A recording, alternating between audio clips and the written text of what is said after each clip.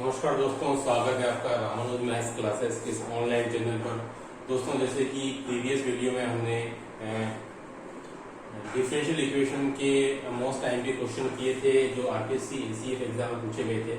दोस्तों, उसी कड़ी में आज कुछ और क्वेश्चन हम डिस्कस करेंगे। जो रेस्ट ऑफ क्वेश्चन जो बाकी रह गए थे डिफरेंशियल इक्वेशन के हैं, कुछ ओडी के हैं और कुछ पार्शियल डिफरेंशियल इक्वेशन है। देखिए, कल जो हमने 5 क्वेश्चन सोल्व किए थे उसके बाद देखिए नंबर 6 क्वेश्चन है x square d two y by d x square plus x d y by d x minus का 4y equal to x square. दोस्तों, यह एक समघात रैखिक अवकल समीकरण है।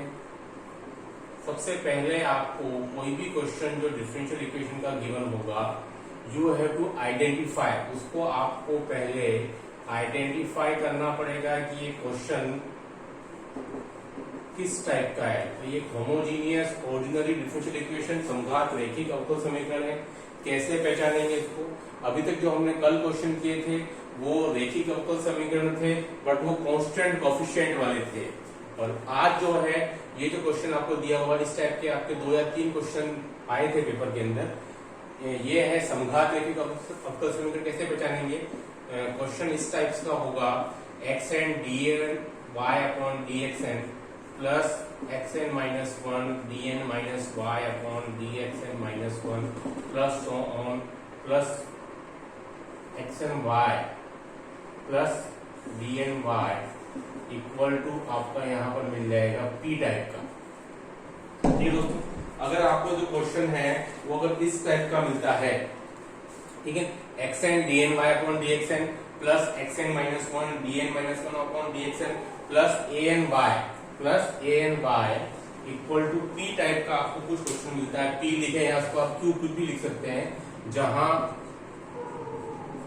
जहां दोस्तों आपको एक्स एन माइनस वन, यहाँ पर ए वन आएगा, यहाँ पर आपके ए वन है और जो ए एन है वो सब क्या है, कांस्टेंट है। और जो क्यू जो है वो आपका x का फलन है, x का फलन है। ठीक है, इस प्रकार के जो भी क्वेश्चन होंगे वो आपको आइडेंटिफाई करने हैं पहले कि क्वेश्चन इस टाइप का होगा। ठीक है, उसके बाद आपको क्वेश्चन डिस्कस करना है। कैसे पहचानेंगे? क्वेश्चन जो इस टाइप से लिखा हुआ रहेगा x n d n y upon d x n plus a one x to power n minus one d n minus y upon d x n minus one plus a n y equal to Q.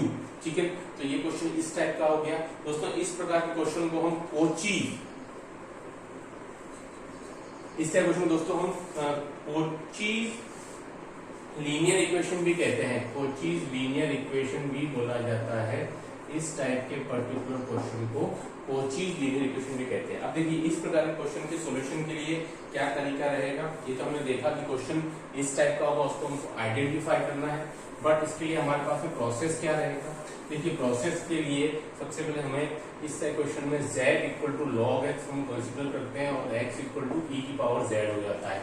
उसके according में ज्यादा इस पर discuss नहीं करके d equal to हम dy by D Z हम बार बार लिखते हैं, और जो x dy by dx type का होता है उसको हम dz टाइप से इसको dy टाइप से इसको हम रिटर्न करते हैं। ठीक है, और जैसे जैसे इसमें ये पावर बढ़ती जाती है, जैसे कि इसकी बात करूं तो x square d two y by d x square type का है, तो ये आपका D into D minus into y इस टाइप से आपको लिखा जाएगा। मान लो कभी किसी क्वेश्चन के अंदर आपके पास इस टाइप से आ जाए x cube d cube y by d x cube आ जाए, तो आपको लिखना है d d minus one d minus into y. इसको लिखने का तरीका रहेगा। ठीक है, बट इस टाइप क्वेश्चन में आपको स्पेशली जो चीज ध्यान रखनी है वो ये है कि अगर ये d two y by d x square है तो यहाँ जो आपके एज ए कोफिशिएंट आएगा x का वो x स्क्वायर ही होना चाहिए। मान लो कि अगर ये x दे दिया तो आप कंफ्यूज नहीं हो कि ये क्वेश्चन किसी और टाइप का है, तब भी ये question homogeneous linear differential equation का ही बनेगा। तो ऐसे केस में आपको पूरे इक्वेशन को x से मल्टीप्लाई करना पड़ेगा। इस बात की विशेष ध्यान रखें। कंडीशन जो मैंने आपको बताई है कि अगर d two y by d x square है और अगर यह मल्टीप्लाई ओनली x से किया गया है, तो आप क्या ध्यान रखेंगे कि x इस पूरे इक्वेशन को आप x से मल्टीप्लाई कर दें तो ये x स्क्वायर बन जाएगा, क्योंकि ये हमारे पास में सेकंड ऑर्डर डिफरेंशियल इक्वेशन दिया हो तो। ठीक है, अब देखिए, तो इस प्रकार क्वेश्चन को सॉल्व करने के लिए वही आपके पास जो जनरल सॉल्यूशन आएगा y equal to C F plus P है। लेकिन दोस्तों इस प्रकार के क्वेश्चन के लिए आपको जो एग्जाम में था वो आपको केवल पीआई ही पूछा था उसमें कि इसका पीआई फाइंड करो, पर्टिकुलर इंटीग्रल विशेष समाकल ही आपको निकालना था। तो देखिए पर्टिकुलर इंटीग्रल के लिए कल जो हमने डिस्कस किया था तरीका वही रहेगा, that PI equal to x square divided by, देखिए अब थोड़ी देर पहले हमने लिखा है कि z equal to log x हम लिख सकते हैं, तो x इक्वल टू ई की पावर z, इसके अकॉर्डिंग एक्स स्क्वायर की वैल्यू कितनी आ जाएगी, दैट विल बी ई की पावर 2z, और एक्स स्क्वायर इस पूरे टर्म को हम क्या लिख सकते हैं, that is d into D minus one plus D minus का 4, ठीक है। ये हमारा पार्ट रहेगा इसको सोल्व करने के लिए, ठीक है। तो इसके लिए बाद में हम क्या लिख सकते हैं, P I equal to e to the power 2z, और ये हो जाएगा डी स्क्वायर माइनस का 4, क्योंकि माइनस डी और प्लस डी हम लिखेंगे तो यहाँ से वैल्यू जो है हमारी कैंसिल आउट हो जाएगी।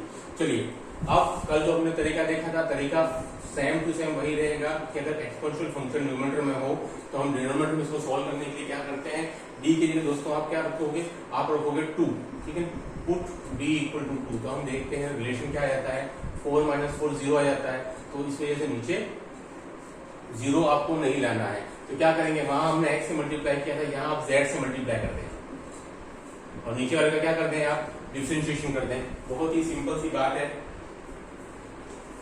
क्या किया, नीचे हमारे पास में कल भी हमने बात की थी, जो z का कोफिशिएंट है वो आप रखेंगे d की जगह पर, तो दैट इज 2, तो हम d की जगह पर 2 पुट करने पर हमारे पास जो वैल्यू जो डिनोमिनेटर में आ रही है वो 0 आ रही है, तो इसको हमको रिमूव करना है। इस वजह से हम क्या करेंगे, ऊपर z का मल्टीप्लाई और नीचे डिफरेंशिएट कर देंगे डी के करस्पॉन्डिंग, तो डी स्क्वायर का 2d और कांस्टेंट 0 हो गया। अब हम अगेन पुट करेंगे डी इक्वल टू 2, z का कोफिशिएंट तो क्या आ जाएगा, z e की पावर 2z और इक्वल टू 4। दोस्तों ये हमारे पास में क्या आया है, ये हमारे पास आ गया पी आई, लेकिन क्योंकि हमारे पास क्वेश्चन जो था वो x के फंक्शन के फॉर्म में दिया हुआ था, इसलिए हम इस पूरे z को वापस x में कन्वर्ट करेंगे, तो z इक्वल टू क्या हो जाएगा, that will B log x, e की पावर 2z को आप लिख देंगे x स्क्वायर और 4, तो ये आपके पास फाइनल आंसर आएगा x square log x divided by 4, ठीक है ना। आई होप कि आपको क्वेश्चन समझ में आया होगा, ये भी एक इंपॉर्टेंट क्वेश्चन है तो वापस पुटअप हो सकता है एग्जाम के अंदर। चलिए अब आ जाइए नेक्स्ट क्वेश्चन पर। नेक्स्ट क्वेश्चन भी आपका होमोजीनियस लीनियर डिफरेंशियल इक्वेशन से ही रिलेटेड पूछा गया था, वो भी एक इंपॉर्टेंट क्वेश्चन है। देखिए क्वेश्चन क्या था, that was x square d two y by d x square minus का x dy by d x minus का 3y equal to x square log x. देखिए दोस्तों क्वेश्चन ये आपको दिया हुआ था, ठीक है, इसका भी इसने फाइंड पीआई ही पूछा था, दैट फाइंड पीआई, ठीक है। तो पहले तो आप डिसाइड कर लें, क्योंकि वहां कहीं भी लिखा हुआ नहीं आएगा कि ये कोची लीनियर इक्वेशन मतलब एक homogeneous linear differential equation type का क्वेश्चन है। यू हैव टू डिसाइड, आपको डिसाइड करना पड़ेगा कि एक second order linear differential equation लिखा हुआ है तो उसका मल्टीप्लाई x की पावर n मतलब x स्क्वायर से ही हो। अगर यहाँ D cube by d x cube होता, अगर यहाँ पर D cube by d x cube होता तो यहाँ x क्यूब से मल्टीप्लाई आपको यहाँ आपको ऐसे कोफिशिएंट x क्यूब लाना पड़ता, ठीक है।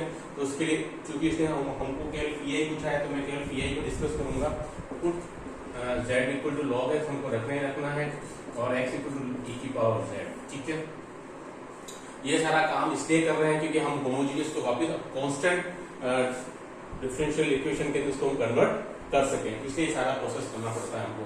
z equal to log x और x इक्वल टू e की पावर z, ठीक है।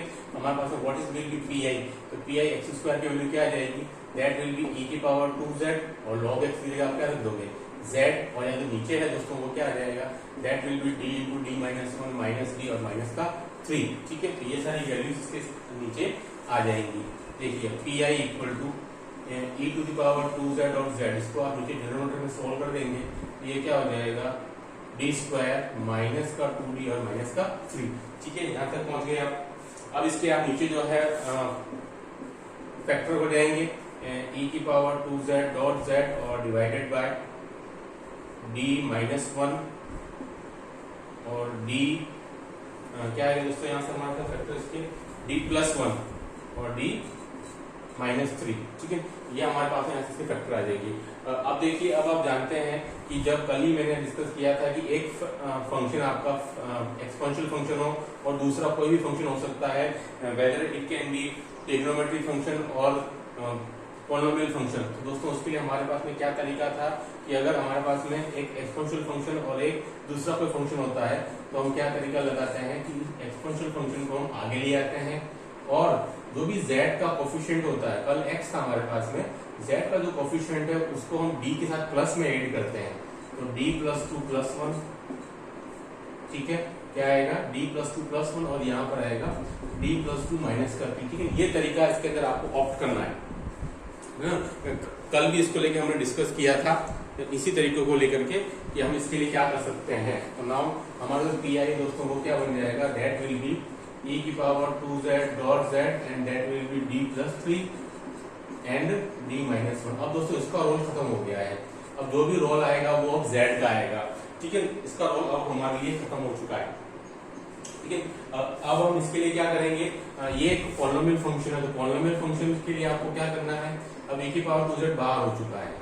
जब भी हमारे पास पॉलिनोमियल फंक्शन होगा तो उसको सॉल्व करने के लिए क्या तरीका लगाते हैं कि जो कांस्टेंट टर्म होती है उसको कॉमन निकालते हैं, बाहर निकालते हैं, तो 1/3 और जो रेस्ट ऑफ होता है उसको ऊपर ले जाते हैं। देखिए मेरे पास में क्या बचेगा, यहाँ से एक बार 1 + d/3, ठीक है। यही तरीका आपको मुझे लगाना है पॉलिनोमियल फंक्शन के लिए। यहाँ z हो, z² हो, z³ हो, सभी के लिए यही तरीका लगेगा कि जो भी हमारे पास डिनोमिनेटर फैक्टर्स हैं उसमें से मुझे हमेशा जो कांस्टेंट है उसको कॉमन निकालना है। तो अगर मैं इस ब्रैकेट की बात करूं, इस फैक्टर की बात करूं, तो मेरा 3 कॉमन आ जाएगा और यहाँ से क्या बचेगा 1 + d/3 और यहाँ से मेरा क्या कॉमन आएगा -1 और क्या बचेगा 1 - d, ठीक है। ये आपको समझ में आएगा, ये आपको हमेशा करना है अगर आप पॉलिनोमियल फंक्शन के लिए सॉल्व कर रहे हैं तो पी आई पर्टिकुलर इंटीग्रल क्या हो जाएगा e⁻²z -3 मेरे को बाहर आ जाएगा और मैं उसको ऊपर ले जा पाऊंगा, z तो है, that will be 1 - d/3 की power -1 and that will what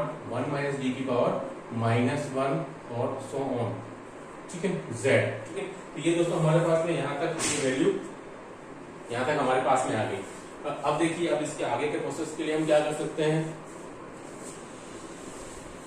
देखिए अब आपको उसको ओपन करना है। बाइनोमियल थ्योरम जो आप पढ़ चुके हैं पहले, बाइनोमियल थ्योरम से इसको आपको ओपन करना है कि -e⁻²z डिवाइडेड बाय 3 एक ही बार खोलेंगे क्योंकि यहाँ पर क्या हमारे पास में एक लीनियर फंक्शन है, तो आपको पता है कि 1 + x⁻n, तो कैसे खोलते हैं आप 1 + nc1 × x + nc2 × x² + so on, ठीक है। बट यहाँ उसको हम एक ही बार खोलेंगे, ये ध्यान रखना है क्योंकि मेरे को यहाँ पर एक लीनियर फंक्शन दिया हुआ है। अगर मुझे यहाँ पर एक क्वाड्रेटिक फंक्शन दिया होता तो उसके हम 2 बार खोलते हैं, तो उसके 3 टर्म्स ओपन करते हैं। तो यहाँ मुझे कितना मिलेगा 1 + d/3 काफी है और आगे सॉल्व करने की जरूरत नहीं है, और ये हो जाएगा 1 + d और ये z तो मेरा बाहर है, ठीक है। तो ये चल रहा है -e⁻²z डिवाइडेड बाय 3 और इनको आप आपस में मल्टीप्लाई कर लेंगे तो 1 + d + d/3 और प्लस वो आपको नहीं लेना है क्योंकि फिर वो d² टाइप का आएगा, ठीक है। आई होप कि आपको समझ पाएंगे आप कि इसको कहाँ तक ओपन करना है, क्योंकि ये एक लीनियर फंक्शन है इसलिए मैं इसका भी एक्सपांड एक बार ही करूंगा और इसका भी एक्सपांड एक बार ही करूंगा, ठीक है। इन दोनों को मैंने मल्टीप्लाई कर लिया तो ये आ गया -e⁻²z डिवाइडेड बाय 3 और ये हो जाएगा 1 + 4d/3। अब मैं z के अंदर मल्टीप्लाई कर दूंगा तो मुझे क्या मिल जाएगा -e⁻²z/3 और ये मिल जाएगा z + 4/3। अब d अगर न्यूमरेटर में है तो इसका मतलब कि मुझे उस फंक्शन का डिफरेंशिएशन करना है, और अगर ये 1/d होता है तो उसका इंटीग्रेशन करना है, एंटी डेरिवेटिव, तो ये 1 आ जाएगा, ठीक है। तो दोस्तों ये हमारे पास में यहाँ से वैल्यू मिलेगी इसकी, that will B z plus